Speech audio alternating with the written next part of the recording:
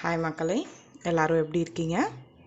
நான் இன்றைக்கி 2 மாம்பழம் எடுத்து வச்சுருக்கேன். அப்புறம் நட்ஸு, அதுக்கப்புறம் 1 கப் ஆஃப் சுகர், அப்புறம் 1 கப் கிட்ட வந்து சேமியா. ஸோ இது பண்ண ஆரம்பிக்கலாம். ஒரு கடாய் போட்டிருக்கேங்க. கடாய் ஹீட் ஆனதும் இதில் 1 ஸ்பூன் கிட்ட நான் கீ போட்டுக்கிறேன்.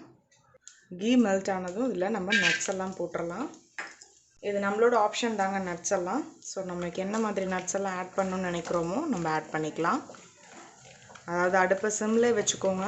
இப்போ வந்து நட்ஸ் ஃப்ரை ஆகிடுச்சு, நான் எடுத்துக்கிறேன். அடுத்து அதே கடாயில் நான் 1 கப் கிட்ட வந்து சேமியா எடுத்து வச்சுருந்தேன். ஸோ இதை நான் ஆட் பண்ணிடுறேன். இதை வந்து நெய்யில் அப்படியே நம்ம ஃப்ரை பண்ணிக்கலாம். இதை வந்து அடுப்பை வந்து சிம்லேயே வச்சுருந்துட்டு நம்ம வந்து லைட்டாக கலர் நிறம் மாறினா போதும், அது வரையும் நம்ம வறுத்துக்கலாம். இப்போ பாருங்கள், நிறம் மாறிடுச்சு. ஸோ இந்த ஸ்டேஜில் நான் 1 லிட்டர் பாலை வந்து ஆட் பண்ணிடுறேன். ஸோ வந்து இதோட சேர்ந்து நல்லா கொதி வரட்டும். அடுத்து என்ன பண்ணணும் அப்படின்னா, நம்ம இப்போது மாம்பழம் எடுத்து வச்சுருந்தோம் இல்லையா, இந்த மாம்பழத்தை வந்து தோலெல்லாம் நீக்கிட்டு குட்டி குட்டி பீசஸாக நான் பண்ணிவிட்டு நான் உங்களுக்கு காமிக்கிறேன்.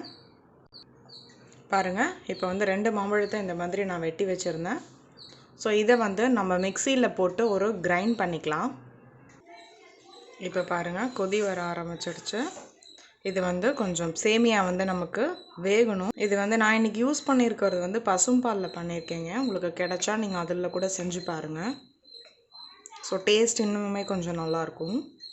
இப்போது சேமியா வெந்துடுச்சு. இந்த ஸ்டேஜில் நான் 1 கப் கிட்ட சுகர் வச்சுருந்தேன். ஸோ அதை நான் ஆட் பண்ணிடுறேன்.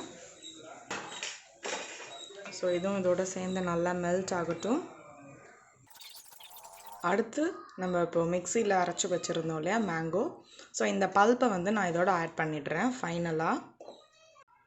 இப்போது மாம்பழத்தை எல்லாத்தையும் நல்லா இதோட மிக்ஸ் பண்ணிடலாம். நிறமே அழகாக சேஞ்ச் ஆகிடுச்சு.